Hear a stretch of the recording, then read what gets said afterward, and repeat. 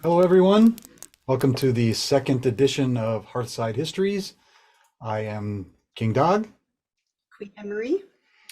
This session is about courtly etiquette, something that the society does that previous organizations haven't done. It was what made this society different from any other kind of club or organization that you could join when it started.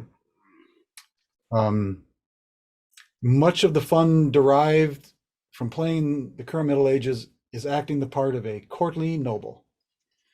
So we'll discuss the basics of interacting with royalty in court, feast, field, with special attention to the quirks and idiosyncrasies of the mid-realm. If you have any questions, put them in the chat. Our very friendly associate, Baroness Giovanna, will field them and feed them to us, and we'll see if we can answer them to the best of our ability. So, to start, recognizing the royal family. These are the crowns. These are the ancient and honorable crowns, the very first original crowns that the mid-realm had. They've been repaired and changed, and some things have been replaced over the years, but at least the basic brass is the original pieces from back 1971, I believe.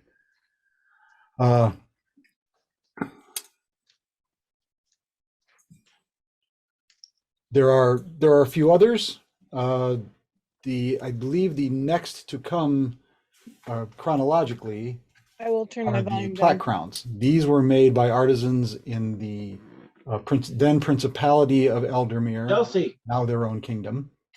I believe then these made by You can talk. I have it on Baron mute. Lothar von Dreckenstein created these, a matching set showing the again. crowns. These are actually gold plated now.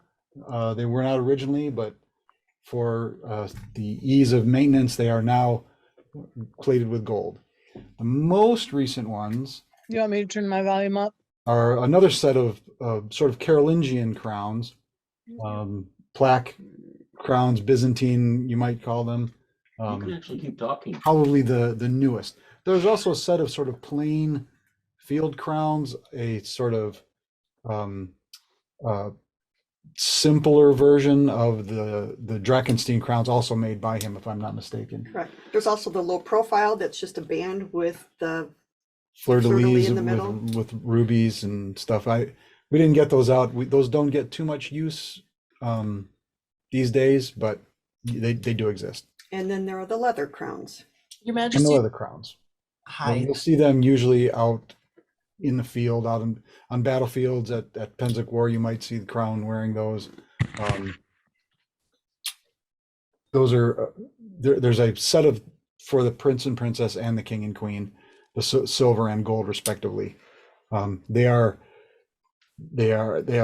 a couple, 2 or 3, 1 or 3 points, and green dragons and the mid-realm arms right in the front and center. So they're fairly easy to recognize as mid-realm crowns. These are a little, you kind of have to know what you're looking at. This badge in the front of this is an Eastern dragon, which was in the mid-realm's inception. The idea of the Middle Kingdom had Remember how there's a whole bunch and of Caridoc, the first king, had a sort of Eastern cast to it, an Asian sort of cast. And we've since gotten away from that to a more sort of mainstream European medieval really the original crowns, even though they've been redone aesthetic in our arms and our regalia. So that's there are lots of other pieces of regalia that go with the crowns. There are collars of state. There are a couple of sets of cloaks. Lots of other regalia. We may get into that in another session, or we might put it up on a website or post the pieces, just to let people know what they are, because they're really magnificent pieces of craftsmanship, all of them. So what next? I think we want to go over titles and their use. Titles. So we are We their are majesties, their- the king and queen. the royal majesties. Our heirs would be the royal highnesses, highnesses, the prince and princess. or their highnesses. Their highnesses, there's a difference between royal highnesses and their highnesses. If there are no principalities in the kingdom, the terms are interchangeable. A territorial prince is referred to as Your Highness. He is not a royal highness. So that would be a difference. If Eldemir were still a principality, or Shield or Callantyr were still principalities, their prince would be Their Highness Northshield or Their Highness Callantyr. Our heirs, the heirs to the king and queen, are their royal highnesses. So that is one small difference. It doesn't come up anymore in the mid-realm, but that's the truth of it, the whole thing. Now, for the remainder of this discussion, while we recognize that there are other royalty, we're just going to refer to their majesties, their royal majesties, in discussing the rest of courtly etiquette. But you can also apply that to their highnesses, depending on the situation. Yeah, almost all of this we're talking about is just sort of a general courtesy and etiquette for approaching royalty in general. But when we talk about us, we talk about all royalty. So when is it appropriate? When is it appropriate to interact with royalty? You might need something done that only their majesties could do. Right. You might be presenting a gift, or conveying a message for somebody else. In general, it's not that you are not allowed to approach their majesties. That is not the case. However, you should be prepared for their majesties not to have much time for you. You should limit your interactions with the crown unless you have business with the crown. That business may be to express congratulations for something or to thank them for something that they did, but keep it brief, or expect that you are going to need to get directly to whatever point it is you're contacting them about. You'll often find it easier to speak with the crowns if you find an intermediary, a herald, if they are sitting in state, for instance, where their court is in session, but they are not playing to the audience, so to speak. They're not actually conducting court.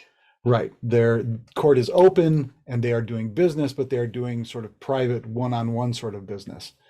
Then there is usually a herald stationed nearby somewhere who is sort of feeding the line, and you can approach them and ask for an audience. But if you see the crown, the king or the queen, by themselves, standing, watching a tournament or observing some activity that's going on, you are allowed to approach them. But like I said, with all those other caveats in place, you are expected not to waste their time. So I guess the next would be, how do you go about that? Well, you can, if you know someone who knows the king and queen, you can ask them to make a presentation of you to their majesties. Yeah. You can ask the retainers. The king and queen will always have retainers nearby, and you can ask the retainers to present you and request an audience. Right. Yeah, having a mutual friend, knowing someone, or any peer really, could be tasked with making your presentation to the crown, and they would approach the crown and say, "Your Majesties, I would like to present," so whoever this person is, Their Majesty's Dag and AnneMarie, and that person would step back out of the conversation that you're going to have generally. And then you would start with begging your leave, Your Majesties, or something like that, saying, "May I have a moment of your time? I have this thing that I need to discuss with you if you have a moment." Or I've brought you this gift, or I have a message to convey to you from another kingdom or some other ambassadorial type situation. Right. Or someone on staff needs to speak with you. Can I lead you there? Or whatever it happens to be. Like I say, just don't expect them necessarily to have time to chit chat. You should always use, if when addressing the crown, you should always use their titles, their honorifics, Your Majesty. If you are in fealty, the king can be addressed as sire. They may be addressed as my Lord King, my Lady Queen. You should never use the crown's first name without their title. Excuse me, King Dag. Excuse me, Queen AnneMarie. That's just a little bit of etiquette there.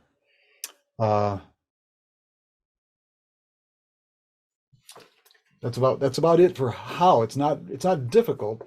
There's just a couple of steps that you want to make sure you take as you approach them. And that's just all helping to play into the game that we're doing. And that's a point, something we want to sort of, a thread we want to run through this whole thing is that we're all here to play this game. And don't want to say that these are necessarily rules, but these are things we do that make the game special, that set this game aside from other games. I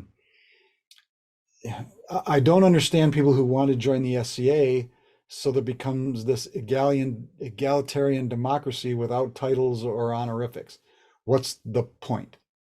There are plenty of organizations like that already.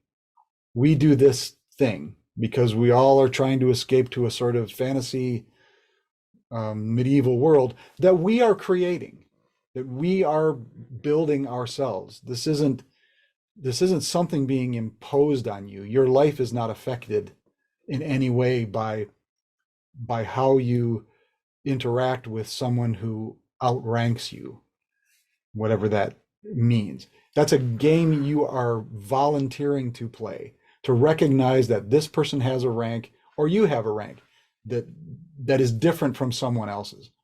That rank is only important in this game and for the use of these titles. We know in our minds and in our hearts that we're all Americans and we all have constitutional rights and nobody is trying to put you down or keep you below them. So remember, when we're talking about all of this stuff, it's all the game you're playing. Sir William of Fairhaven and I, Count Sir William of Fairhaven and I had a class a few months ago, well, I guess it's a year and a half ago now, about peer fear. That you don't have to be afraid of a peer. A peer can't do anything to you. Like, a peer can't change your income. Can't change your income. Can't lower your mortgage. Right. They can't do, yeah, right. They can't do as much. They can't do much for you either, really, by themselves. But if you are serving the society or serving royalty, the point we tried to make was that it's easy to be servile when you recognize that you are not in servitude. You don't have to do any of these things. No one is making you do them.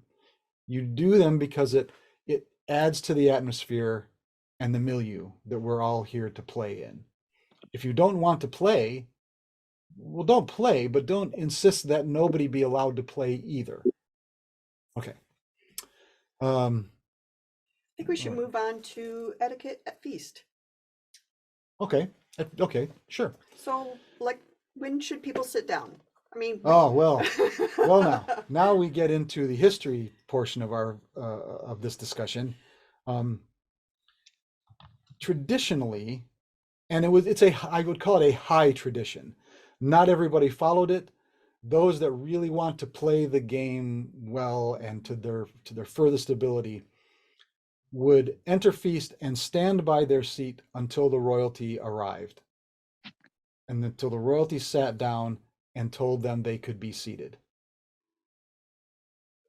at the that was how I was taught to play Lo these many years ago. That you came in and you waited by your chair, or you walked around and you hung out with people and you discussed the day's events and whatever had happened and gossiped and chit chatted, and then as the time for feast to start approached, you went and found your seat and you waited until their majesties processed in, and then all of their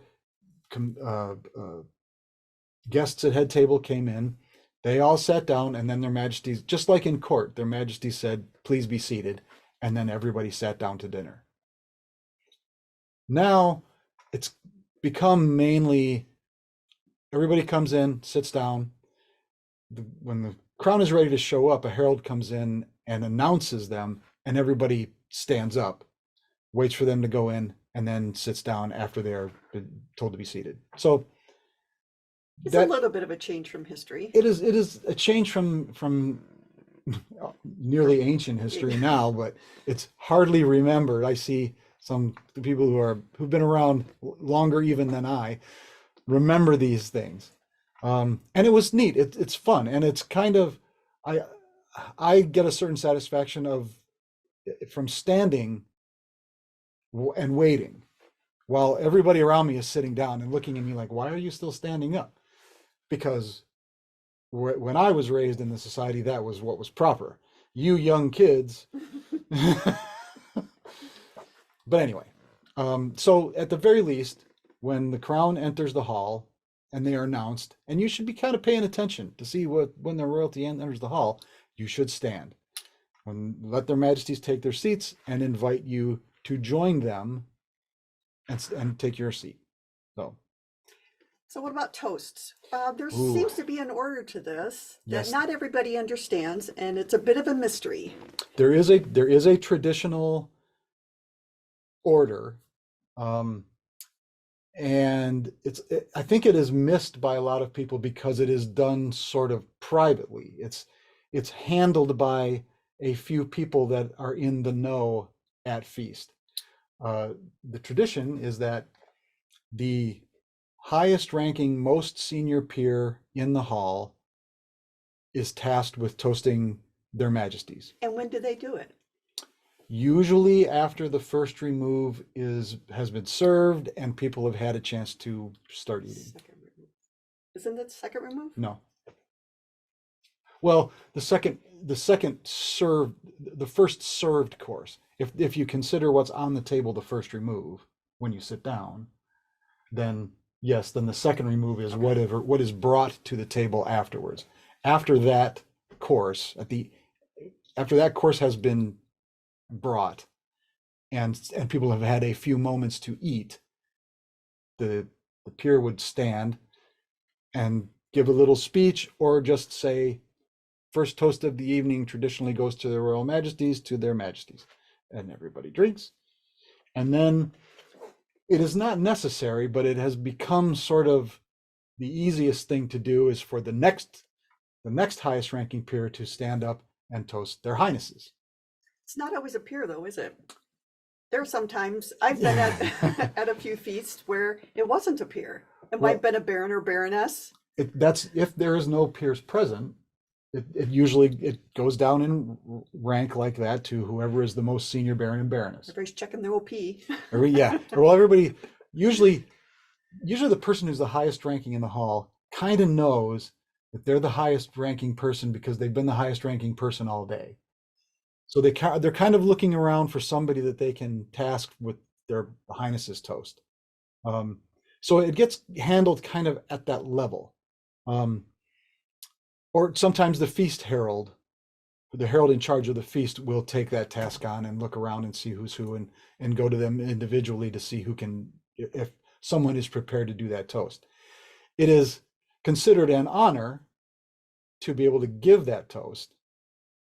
Some who aren't comfortable with public speaking consider it may be a little odious burden, but it is their right to, I guess it's sort of first right of refusal. But yeah, it devolves from there, from their majesties, And I have seen at very large feasts, I have seen His Majesty toasted separately, Her Majesty toasted separately, the prince, the princess, the local baron, the local baroness, all the way, everybody at head table, including the winner of the day's tournament, was toasted individually. And that's kind of fun when you don't have any other entertainment, having somebody stand up as the courses go by and give a toast, and everybody gets to toast and interact and be part of the community. So after the prince, or after the king and queen, and then the prince and princess, after they are toasted, it is usually the local baron and baroness, if they are in attendance. If it's the event's being held in a barony. If there are visiting royalty, usually that is done before the baron and baroness. And that is usually, or may be, the crown, the king and queen, if they are there, may choose to take that prerogative and toast visiting royalty themselves. At the end of all of the other toasts, and at the end of the feast, usually right after dessert, the final course is served, their majesties will bring out the cooks and servers and toast them. And that is reserved to their majesties, or the highest ranking, if the highest, whoever is seating head table, whoever is the head of head table will toast the cooks and servers. I think that pretty much covers etiquette at feast. Um, What about people who want to come up and offer some conversation to their majesties at head table? Well, feast is much more casual than a court situation. It still requires you to enter the presence, however, and we'll talk about that a little bit when we get into court. But the presence is a sort of nebulously defined area around the royalty. So if you are approaching the head table, you stop before you get to the head table and make your presence known. You bow, you do some obeisance to get the attention of their majesties, and you wait until their majesties can spare some attention for you before you walk up to the table. You may find that some intimates of their majesty, their retainers, or someone may come around behind the table to speak to them privately. That is usually a very trusted servant and should not be a general practice. In general, if you happen to know their majesties very well personally, you might get away with it. But if you don't. So you can approach the table then, and if it's a presentation, it may be planned. The herald may know what's going on and make an announcement of it. But in general, if you just are struck with an idea and want to pass it on to their majesties, or you are so taken by how lovely Her Majesty looks that you want to come up to the table and compliment her, then just follow that step. Make your presence known, wait for their majesties to beckon you forward, and then get to your point. Okay, sounds great. Now we're at the big one, court. Court. All right. Do you have a disclaimer about this first? Well, this may be liberally peppered with my attitudes toward court. They're not strictly personal. My attitudes tend to come from a historical perspective of how court was conducted. So if I am not perfectly in line with what people think is the mode these days, well, you've got a few months yet of the old ways holding sway. So court. What is court? When their majesties are holding court, they are in charge. They are absolutely in control of everything that is going on in the room at that moment. Or at least this is the thing illusion we are allowing ourselves. And this is the tradition, the etiquette revolves around that attitude that their majesties are in charge. Court is in session. Nothing happens without the expressed consent of their majesties. And that includes surprises. That includes surprises. You may, if you've got something you want to surprise their majesties with, think twice. Prearrange it. Go, yes, personally, I can act as surprised as you like. My recommendation is that you find the Evening's Herald, tell them you have this thing, and explain to them that you would like this to be a surprise. Usually the Court Herald will have specific instructions from their majesties whether to go ahead with surprises or not. I think you'll find generally that it's not, but they may have some insight into what their majesties will consider appropriate as a surprise, and may or may not allow it to happen, or they may say, oh, very well, a surprise. Okay, I get it. And then go and tell their majesties the truth and say, act surprise, it's supposed to be a surprise. So you cannot control that. Don't expect to control that. Don't try to control that. It will almost always backfire. Okay, so that's surprises. So what happens at the start of court? Well, just like we were talking about at feast, usually everybody, again, it used to be everybody stood around, and medievally, everybody stood for court. The only person sitting in the room was the royalty in general, for the sort of high Middle Ages period that we're talking about here. But you were near your seat, and when their majesties came in, everybody was standing. The majesties process in, they sit in their thrones, then they invite the audience to sit. So now, generally, everybody goes, takes a seat. Part of this comes from, I think, too many years of non-punctual royalty, where their majesties are a half an hour late. I've been standing by this chair for a half an hour now, and I'm getting a little footsore, and I'm going to just sit down and wait for them to show up. And that happened enough that it became okay, that it was acceptable. I do recall back in the day standing around court waiting for court to happen, a herald coming in and saying, their majesties are delayed. Please make yourselves comfortable until their arrival. It may be 15 minutes or so, something like that. And then, of course, you're allowed to sit and wait. Now it's just become the general practice is to go in, sit down. Their majesties are announced at the back of the hall. Everybody stands. Their majesties enter. You bow and curtsy as they pass. You bow. Yes, you bow as they pass. In general, if you are in the audience, you want to give a bow or a nod of courtesy of some kind to everyone that passes by. Anyone that is in any figures of note in a procession. You don't have to bow to their majesties' retainers. You don't have to bow to their excellencies or the local baron and baroness's retainers. But no matter what your rank, some gesture of respect to someone who is entering court is appropriate.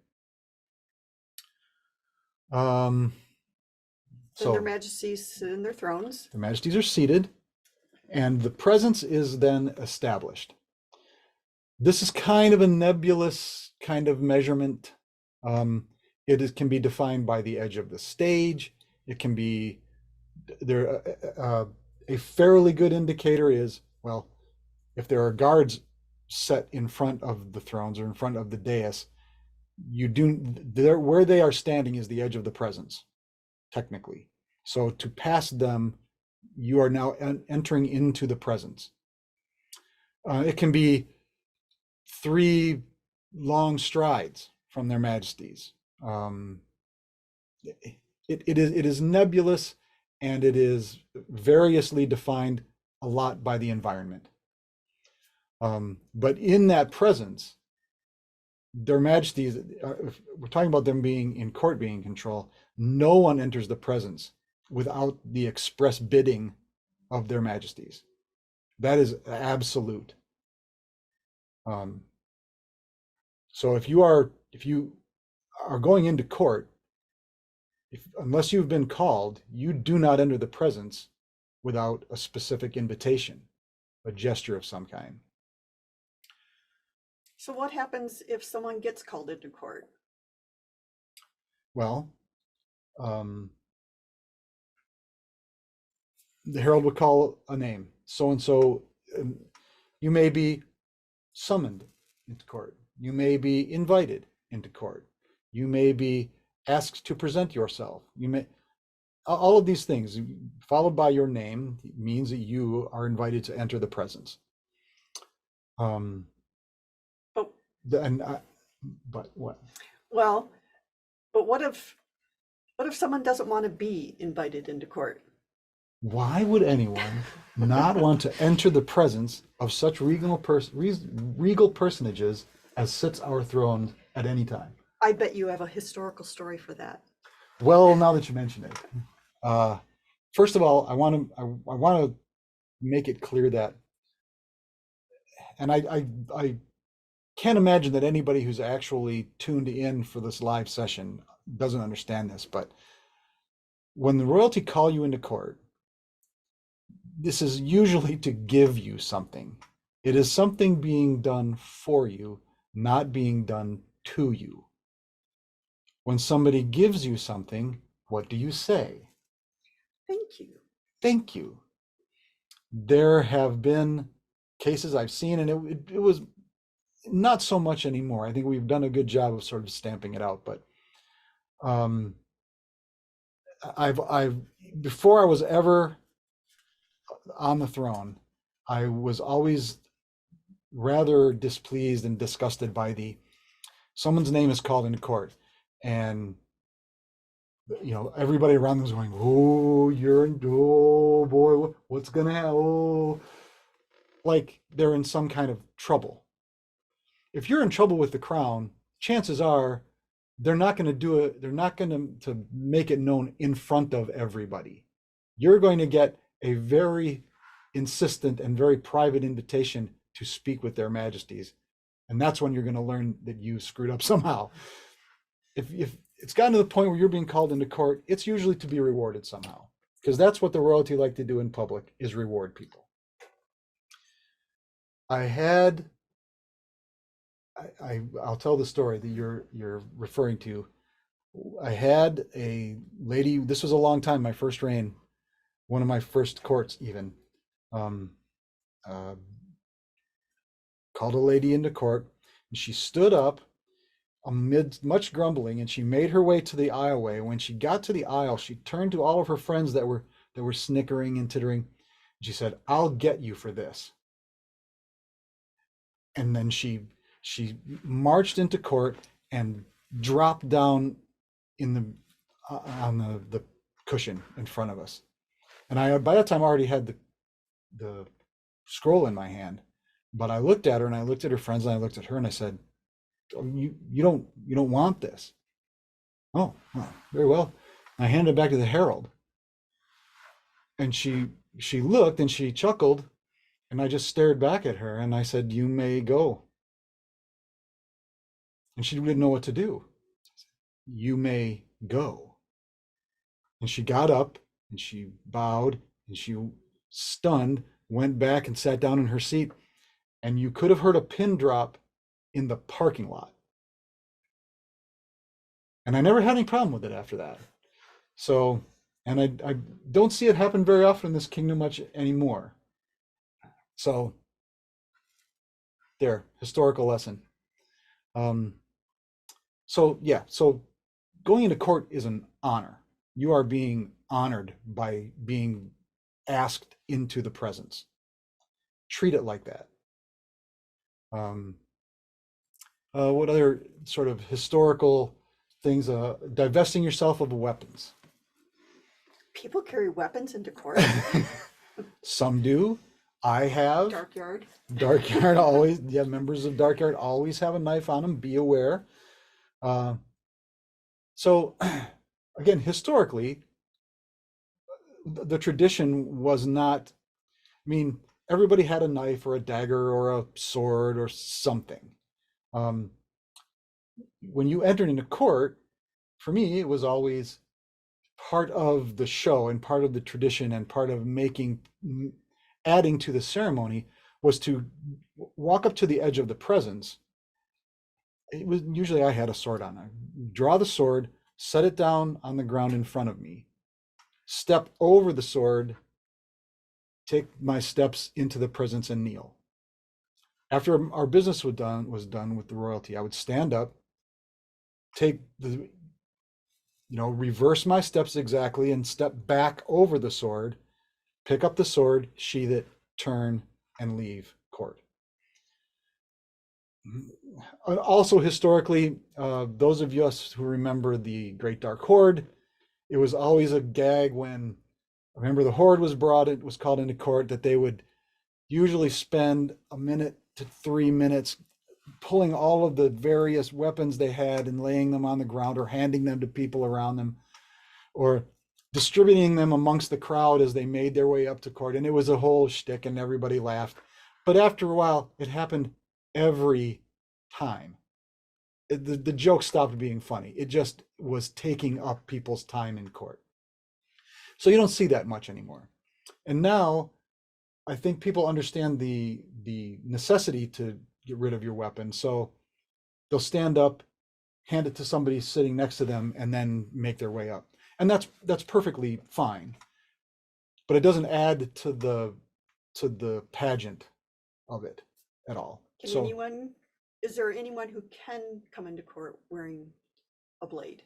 Any peer who is currently in fealty, which technically is anyone who has gone through the fealty ceremony in their elevation, is in fealty, technically.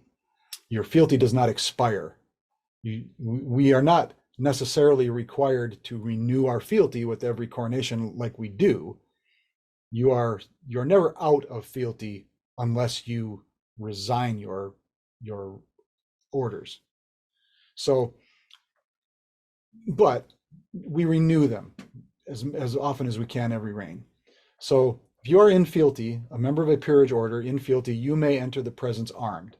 If you are not, you should not. And the different crowns are more or less picky about what that means, as far as whether you are armed. For myself and a handful of others I know, wearing a eating knife in your belt pouch is not armed. If you're carrying a sword or an axe over your shoulder or something like that, that is a weapon. You are armed, and you must leave that behind when you enter the presence. Often the guards will stop you if they see something. Those instructions usually come directly from their majesties.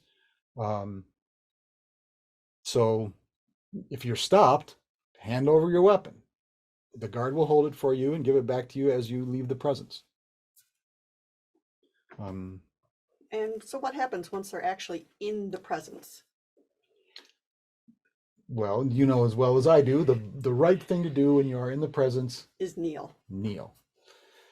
Unless if you cannot, if some infirmity stops you from kneeling, then that's fine. No one is trying to debase anyone by making them kneel.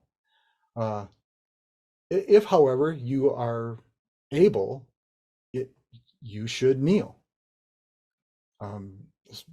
If you're a fighter and can take a knee in a tournament list, you can kneel in front of the crown.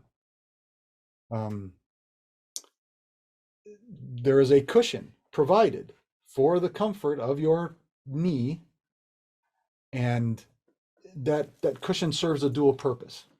The first one is to be some padding under your knee, and the second makes you close enough to the royalty to actually receive the award. Yes, it is positioned in such a way. Otherwise, the royalty's got to reach all the way out to get you something. Right. Don't be afraid to come and kneel on the cushion, that's why it's there. It is strategically positioned so that when you kneel, you are in the right place. You are exactly where their majesties want you to be when you receive your award. Okay? So what about sitting? One should not sit in the presence of the crown unless they are specifically invited to do so. And there's usually a sitting bench if the royalty are traveling with it. Yes, there does exist in regalia a very clever thing that is both a kneeling sort. I'm not sure what the ecclesiastical term for it is. If somebody out there knows, put it in the comments. But something you can kneel on with, and it has an arm or two arms that allow you to help you to stand up, or can be used simply as a bench, flipped upside down and used as a bench for, say, a peerage ceremony where someone is going to be in court for a protracted amount of time. Their majesties will invite them to use this seat while all of their testimonies are given and all the business of that piece of that elevation is conducted. So that is a possibility as well. But in general, if you are in the presence, if you are in court in the presence, you should not sit. You should not lounge against the dais. If you are in the presence, you are there. You should be alert and respectful in your posture. So then what Something like happens that. after the kneeling takes place? Well, I assume the scroll's already been read by this point. yes, the scroll is usually being read as one approaches, at least in our courts. Correct. The scroll should be finishing up as you kneel. Their majesties will take the scroll, some additional words of admiration or thanks, and you're handed the scroll. After that, your business is done with their majesties. You should not have a conversation with their majesties after you get your scroll.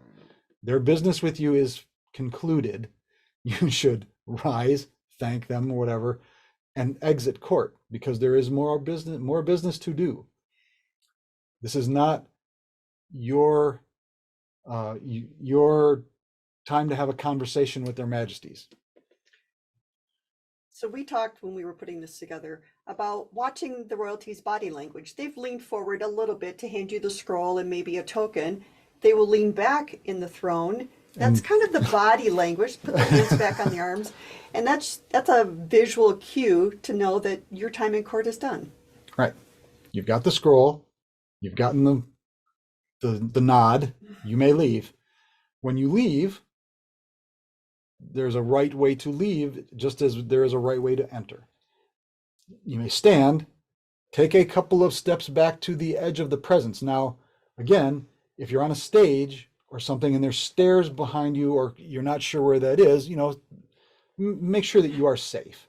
But you should not turn your backs on their majesties while you are still in the presence.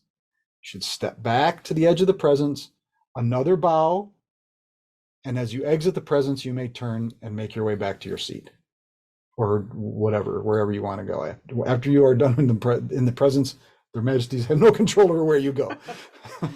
But again, back out of the presence, bow, then turn and leave as you exit the presence. And as people leave, there's always for Lord so-and-so, for Lady so-and-so, and there's a cheer that goes up. Some sort of a cheer. And we have some history on that. Boy, do we in the mid-realm have some history on the cheer. Different royalty will use a different cheer. The herald will usually prompt the crowd based on their majesty's wishes. We are using huzzah, a period thing to say. Back in ancient times, and till fairly recently, actually, the mid-realm cheer was hubba. And it has a sort of period feel to it, and it was very, very mid-realmy. No one else did this, and it was a weird experience for visitors to our kingdom. I've been told that over and over again. Like, what does that, where did that come from? What does that mean? Well, where it comes from is, and I don't remember in what king it was, but there was if I remember right, a belly dancer. This is before we referred to it as Middle Eastern dancing. This was an honest to goodness belly dancer, cabaret style, jiggly coin wearing belly dancer. Was quite common back in the 80s, even in the 90s. This was a super acceptable form of entertainment during feasts. And this lady came and put on a stellar performance, as I understand. This was before my time. And the king wanted to express his admiration, not merely for the performance, but apparently for this young lady's figure. But instead of saying, he thought it would be incredibly clever, that instead of saying hubba hubba, he would periodize it, medievalicate it some way, as we struggled to do early in those days. So he said, "Huba, huba," and he raised his cup, as I understand the scene went. Everyone laughed, everyone clapped, everyone thought it was great, and that became, I believe, after feast at the court, the herald used that as the cheer for everyone. And it just became a tradition. It has no other meaning as far as I have been able to ascertain. And it was so long ago, like I said, no one even remembers what king it was. Well, somebody might, I don't know. Ask around, nobody knows its origins. And to me, that means its origins are less important than the fact that it was a mid-realm thing for so long. I understand that some people believe it to be problematic, and so it has fallen out of favor. Oh well. So here we are. It adds little enough that it's going away doesn't really harm us. So there's no real fight to be had there. But that is the history of it. If you've been around long enough to even have seen that, you may have wondered. Well, now you can stop wondering. So sometimes in court, there's shtick, some sort of Mm. thing that goes on in court that adds to the ambiance of court, the entertainment value of court. Who gets to be part of that shtick? Well, that's funny when you mention that. Shtick used to be more of a thing in court. Court used to be an entertainment. Shtick used to be a thing. You used to have characters that would come into court and throw down shtick. Sometimes their majesties were victims of it. Sometimes they were the perpetrators of it. But it used to be more of a thing. It used to be a part of court for some mischief to go on, whether at the behest of their majesties or at the horror of their majesties. It was often entertaining, not always, sometimes slick, sometimes clumsy, but it happened more often than it does nowadays. Nowadays, I would say, when shtick happens, when you see some sort of set piece assembling itself, or people playing in some sort of obvious role in court, they've come forward to present something that's out of the ordinary, their majesties know exactly what's going on. And it is all going to some plan that their majesties have. Therefore, if you don't know exactly what's going on, you are not part of this plan and should stay out of it. Let the show go on. Do not heckle. Don't try and insert yourself into the action. Unless you are called to respond in some way. But that would be a call to the entire populace. Yes, attending exactly. court. Yes, and that's what I mean. If their majesties, this thing is going on and their majesties say something and they say, good people, what say you? Well, then there's an invitation to contribute. But you would not be called on as an individual to become part of the shtick without you knowing about it and without their majesties knowing about it. Right. And And you mentioned heckling. We don't heckle in the mid-rum. We don't heckle. We've seen it happen. We've gone to other kingdoms. It's horrifying. Past principalities, in fact, who know our traditions and have scurrilously let them slide, apparently, where heckling the royalty is part of the entertainment in court. We, in general, as a kingdom, do not ascribe to such things. The dignity of court is sacrosanct, unless their majesties choose to set it aside momentarily. So. Well, in addition to shtick, what about just regular speaking in court? At the end of the day, there may be presentations about the tournaments that were held during the day. Maybe there's winners of an auction and so on. Yes, this goes beyond just sort of regular court etiquette, but good advice if you have business in court, especially if you are doing some presentation like that.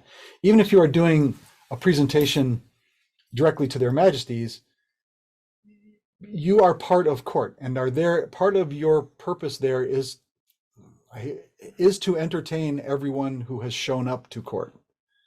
That becomes part of your responsibility as well. So when you make this presentation, if you're making it to their majesties, everyone should hear what this presentation is about. Well, you taught me, speak to that back row, don't speak to the front row. Right. And that was hard to learn. It is. It's not shouting. It's raising your voice and projecting. Speaking clearly, maybe slowing down your speech a little bit so that you can be heard. And if the hall isn't acoustically perfect, how often does that happen? Right. You want to give your words time to travel to the back of the hall and be heard. That usually requires a certain sort of pace. But that's an esoteric thing. So mainly you want to be talking to everyone in the room, not just the royalty, even though you are ostensibly speaking to the royalty. On the other hand, if you are coming to, say, as you say, give a prize to a tournament winner, or recognize someone's service on that day, or whatever, if you're in charge of something at the event, if you need to speak to the populace, once again, nothing happens in their majesty's court without their express consent. You go up and you may stand outside the presence, but you ask their majesties for permission to address the populace. And they'll most likely grant it, because they don't know what's going on with the tournament wins and all that stuff for the most part. So, but it is important that you ask permission. If you are if you happen to be part of a peerage ceremony, this is a sort of a pet peeve of mine, but I'm going to discuss it in the context of this. If you are part of a peerage ceremony, for instance, somebody who's giving testimony for the individual's fitness for the order, you are speaking to their majesties, but you want to be heard by the audience, because the idea here is that the whole populace is now given to understand why this person is being elevated. However, my personal belief is that you are not there to give your anecdotal history with this individual. You are there to convince their majesties to go ahead with the ceremony. You are addressing the crown. My knee-jerk response to a peer coming into court in a peerage ceremony and saying, "Your Majesty, may I address your populace?" My knee-jerk response is, to what end? You are there to convince me, not them. Speak to us, but speak loudly enough for everyone to hear, certainly. But there is no need for you to address the populace. The populace isn't going to make this person appear. We are. Personal observation and how I conduct myself when I am in that role. If again, this is another thing. If you're back to what we were saying about leaving the presence, in this case also, if it is at all avoidable, you should not turn your back on their majesties. If you are in their court, you are sort of technically in the presence. Even if you're doing a presentation, you should not turn around with your back to them. What you want to do is kind of, find that angle sideways where their majesties are kind of here and the audience is sort of over here, and the thing you're talking about is happening in the front. So this is just like a little bit of sort of stage awareness that will help you. It also allows you to sort of speak to both loudly at the same time without having to bounce your voice off a back wall or something. And if you do have something to be done in court, make sure the heralds know at least an hour before court that you do have something to be done in court. Yes. Yeah, it's very, very bad form to just stand up in court and say, Your Majesties, may I have a moment? Likely not. No. Sorry. It won't happen in our courts. Yeah. And use the time wisely. Be prepared. Yeah. Have your pieces of paper ready. If you have something to present, if you are doing some formal presentation, know what you're going to do, know what you're going to say, be prepared, use your time wisely. If there are prizes to be handed out, make sure they are at hand. And that goes back to shtick. If you're putting on some kind of shtick, you better have some kind of outline for it so that you know that everybody knows how it starts, what's got to happen, and how we are going to end it, and how quickly. That's I've seen people say we have this sort of vague sort of a commedia outline for what they're going to do in court, but nobody knows who's got the last word. Nobody knows how it ends. Nobody knows what the punchline is going to be before they start. And so it just kind of runs on.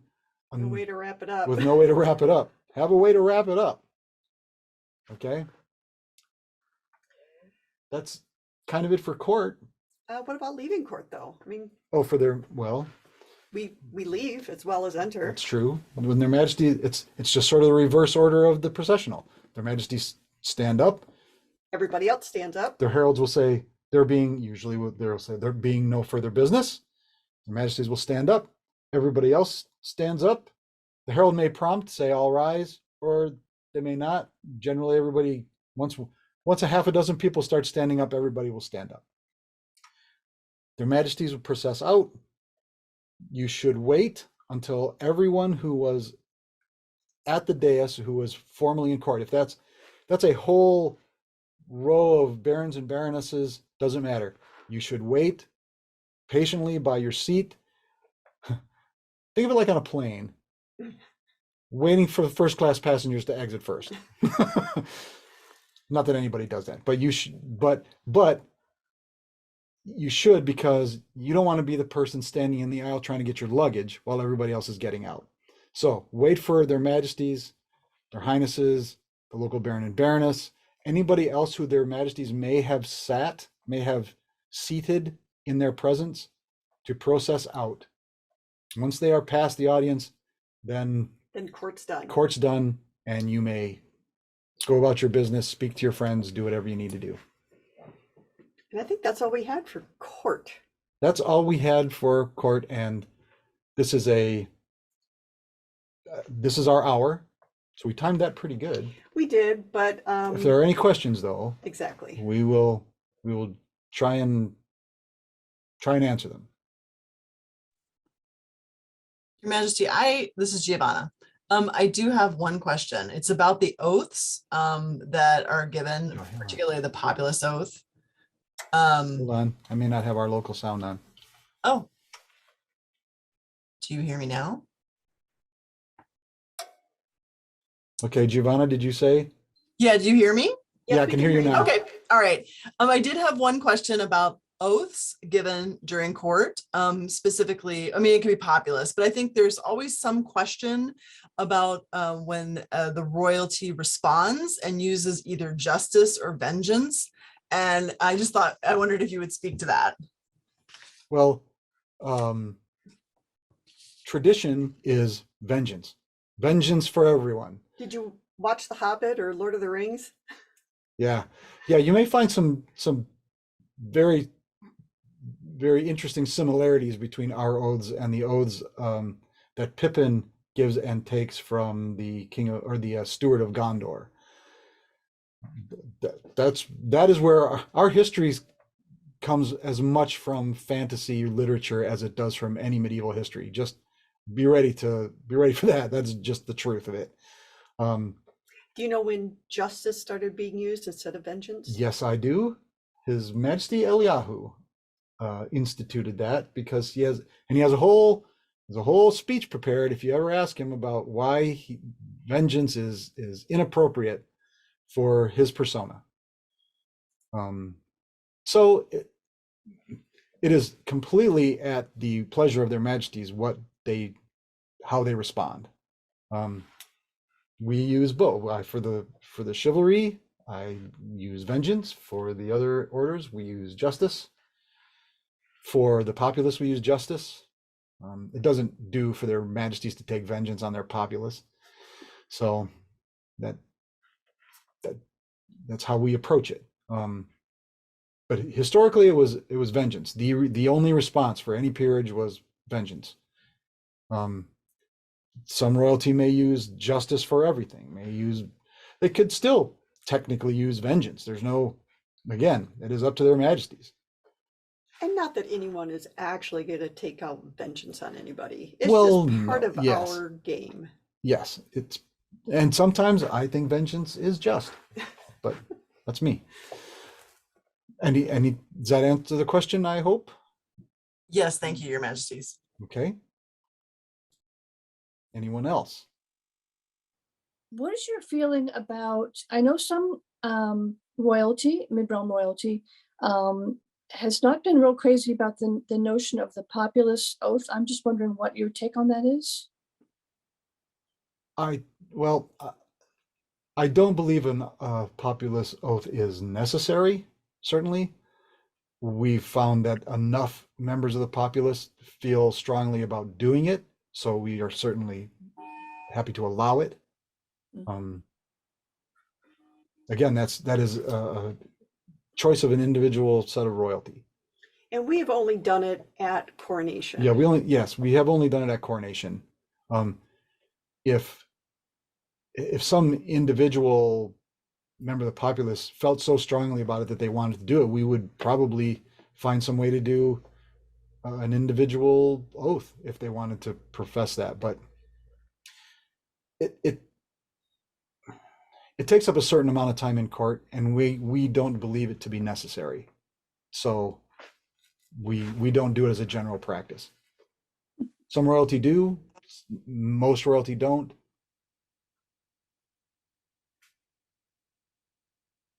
Okay. Giovanna, any other questions? No, Your Majesties, there are not. Okay. All right. Well, that keeps us pretty close to our hour then. Yeah. Thank you, everyone, for joining us this month. And we'll, in the next couple of weeks, we'll start posting these videos to YouTube so that they can be watched by people who couldn't make it. Hope you're enjoying it. Giovanna, do you happen to know what our next month's subject is? That's not in front of us. Haha, I don't know, but I will look it up. Sorry, I totally sprang that on you. I put you on the I'm spot. like, oh, yeah, sure, I know. Champions, royal champions. See, Her Majesty knew. No, I No, just read the chat. Oh, well, thank you. Some Baron Casimir sent it. Thank you. Okay, that's it then. Thank you for showing up. We hope to see you all out in the known world. And Happy New Year. I hope this was educational. Have a good night.